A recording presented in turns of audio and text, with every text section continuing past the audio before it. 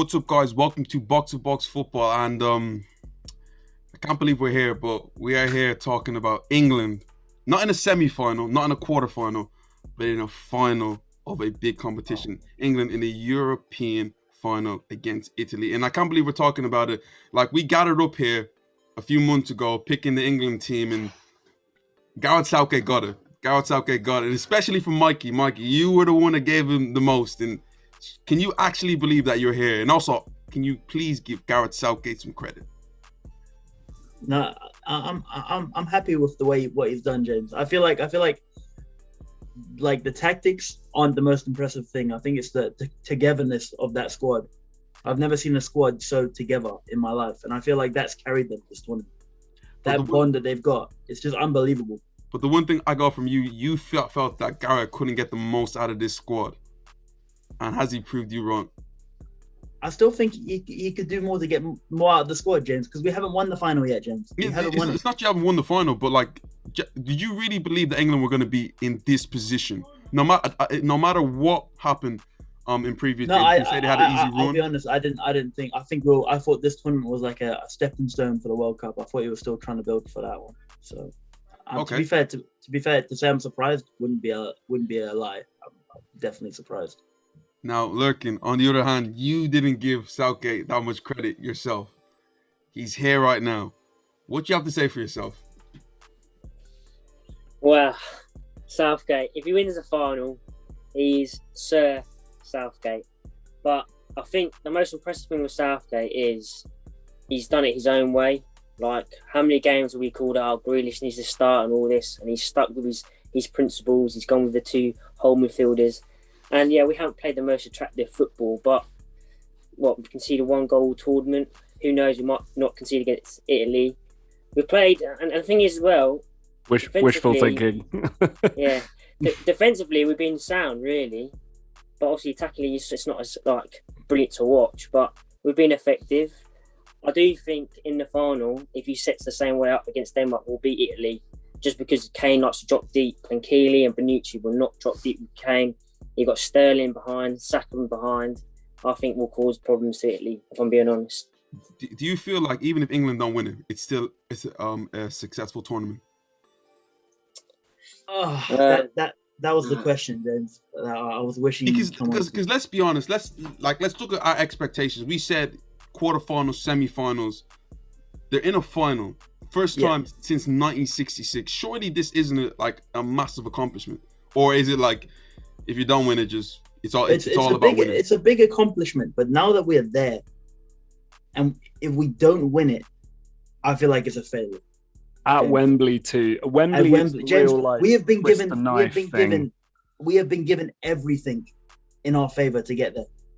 We've had every game at home bar one, and the one that we didn't have at home was against a very poor opposition that probably shouldn't have been in that position anyway. But do you not feel like, okay, yes, you did get home field advantage, but winning football games isn't easy, and winning an international tournament isn't easy. So just because you have home field advantage, it actually adds more pressure to you winning it. Do you not still give them credit for that reason alone?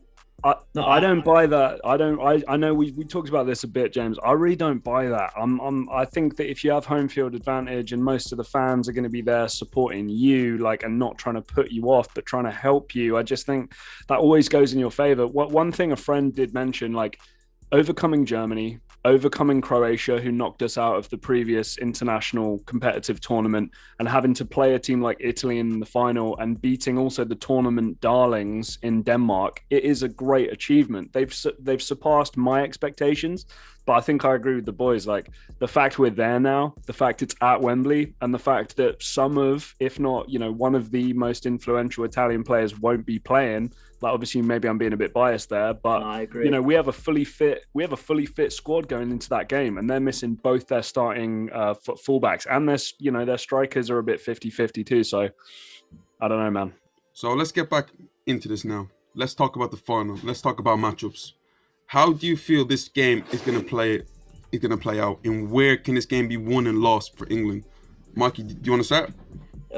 So I think Jack already spoke about it. One of the most influential players for them this tournament, Italy, when I say them, is Spinazzola, because the way that they build up is their right back stays very deep with their two centre halves, often creating a three at the back, with Barella dropping really wide on the right, or Chiesa or Berardi going very wide on the right to accommodate where the fullback would actually be if both fullbacks were going on.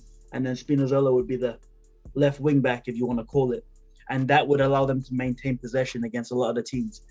We saw that against Spain that they couldn't maintain possession, partly because Spain are a very good ball dominant side. But secondly, the left back that was playing, I forgot his name, Emerson, was on the left side. And Emerson doesn't have the ability that Spinazzola has in being able to play backwards and forward. Emerson just wants to go. Yeah, he just wants to run in behind and be on the end of balls, which for Italy in that game was beneficial because Spain had a lot of possession, but it didn't allow them to keep the ball because Spinazzola was very good at recycling the ball, going back around to the other side and coming back out again. That's what really helped Italy in the first few games because they kept the ball, and then they penetrated. They kept the ball, penetrated. So they had a lot of possession in all their games before they played Spain. So I think without him being there, it's a big, big benefit to England. And I think they're going to try and play on the counter-attack against us, which is saying a lot because they've had a lot of possession throughout the tournament, bar the Spain game. But because they got Emerson, I don't think they can do that. Lorcan, do you think England can learn anything from the Spain game? Yeah, I was about to touch on that. Obviously, Spain went into the Italy game without Pablo Sarabia, and obviously Dani Olmo started. But a really interesting thing that Luis Enrique did was he dropped Morata and he played Oyarzabal, I think that's how you pronounce it. So he played Dani Olmo as like a sort of centre forward. He played Oyarzabal right forward, and he had Ferran Torres left forward. And what he said to Dani Olmo was, every time we get the ball, you just drop into the half spaces behind Italy's midfield and try and receive the ball. Because when he did that, it meant that Koke and Pedri would be free.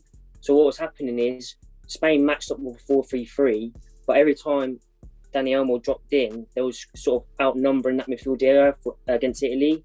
So that caused massive problems for Jorginho in that midfield area.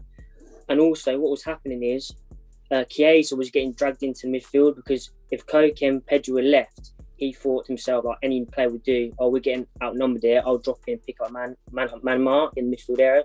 And what was happening is the wing backs were then being left for space, and you was noticing ball going to Olmo, back to Koke, and it will go out wide.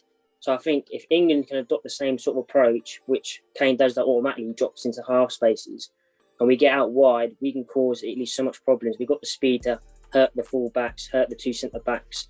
And obviously, if you've got Sterling and Saka running behind, in between Chiellini and Bonucci, that's where you're going to get your problems. The only thing I'm worried about is Italy know that, they're not stupid. They've realised Spain hurt us. And if they had a better striker who could finish, we wouldn't be in this competition. So that I think Italy are going to sit deep and hit us on the counter-attack, because we saw it in the Spain game with Chiesa's goal. Donnarumma threw it out into midfield. I think it was Emerson. He played it into Chiesa.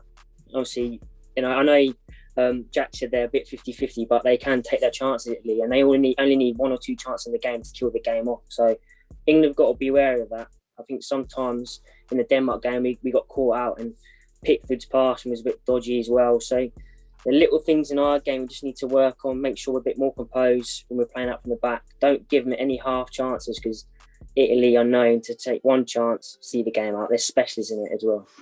So, Jack, you have anything to add? Yeah, I mean, it's going to be fascinating because I think in terms of technical ability and ball retention, I think you'd say, there's absolutely no debate. Italy's midfield are better ball players than the midfielders that England have. So the idea of kind of a Rice-Phillips double pivot dominating the ball and Italy trying to hit us on the break, that's a concern or a worry. But I wonder if that doesn't even happen. I wonder if England's tactic is much more along the lines of let's let, Barella, Verratti, and, obviously whether it's going to be Jorginho, I imagine it will be. But if they are going to play counter-attacking football, I would assume that Jorginho might not play.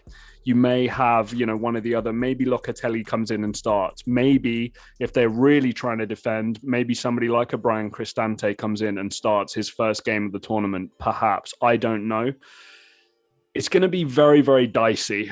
And as far as I'm concerned, the game is going to be won and lost regardless of the winner by a goal. Now, I'm not saying it's going to be 90 minutes. I'm not saying it's going to be extra time. But if the game's going to be won not by penalties, it'll be by one goal. I would be blown away if either team wins this by multiple goals.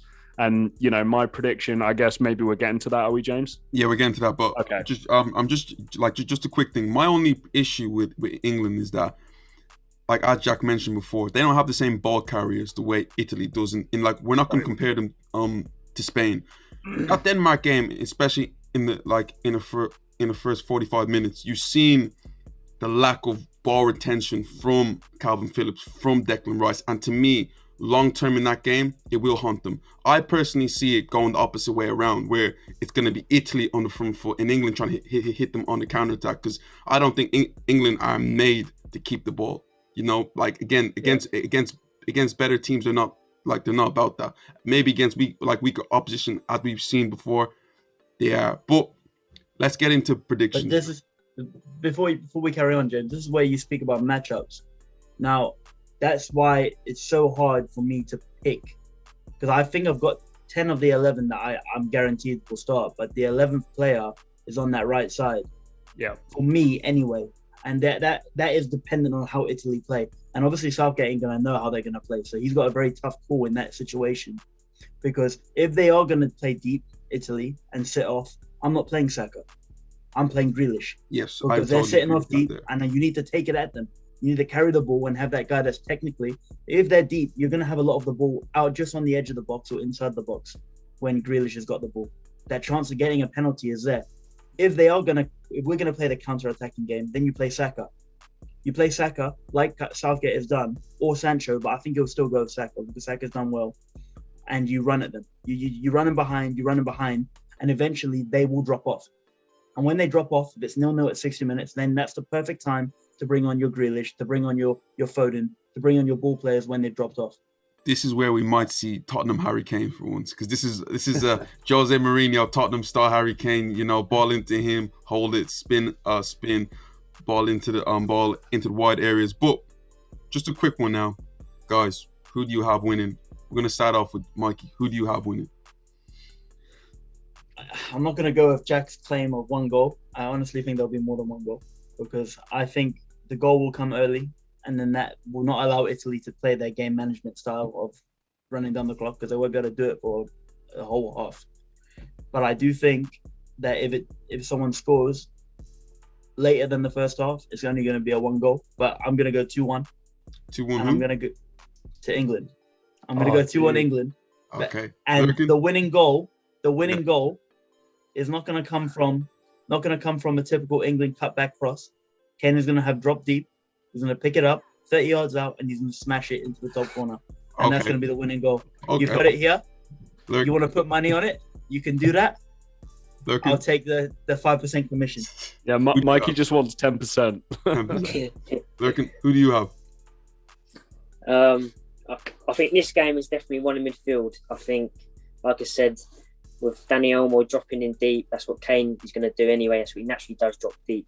If Italy sort their midfield out, I know they play Jorginho sort of as the CDM, but I reckon if they go with two CDMs, that could cause us massive problems, because without Kane dropping deep, it doesn't create space for Sterling in behind, and Kane usually drops in and looks to play the passes through. So that is where Italy, I think, might try and nullify Kane, and it's about how England will have to deal with that potentially. But I just think Steve Wallen and Gareth Southgate, they know about this game. We knew. At the start of this tournament, we saw Italy play. We all knew Italy getting to the final. We all knew we're going to get Italy in the final if we make it to the final. And this game at home, 60,000 fans. It's going to be electric because people are going to be drinking 6 a.m. It's going to be 2-0 England. It's going to be 2-0 England. 2-0 England. Woo, Jack, we don't have much time left. But who do you have? I hate to kind of burst any bubbles here. I've got 1-1 going through to extra time.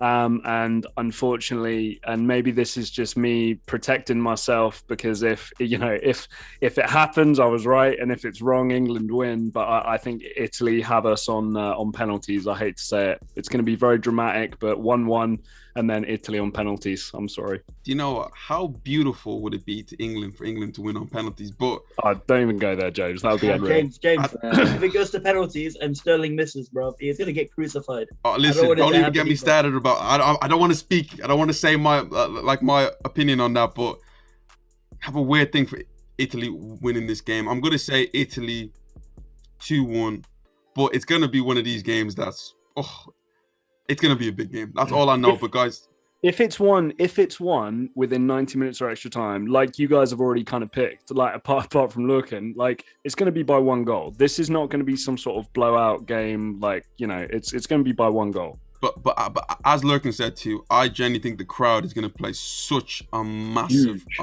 impact. It's going to have such a massive impact. I think we're underestimating how many Italian fans are going to be there as well. True. Because that Italian-Spain game, I just saw Italians. Yeah. So you've got all the pizza shops in London are closed. Yeah, that day they're all at the game. Apparently, for the English, there's no pasta for the next 3 days. Unfortunately, no garlic bread, none of that stuff. But guys, tell me what you think. Who do you think is going to win? Italy, England? Please comment down below. Thanks for watching. And this is Box to Box Football, and we will see you next time.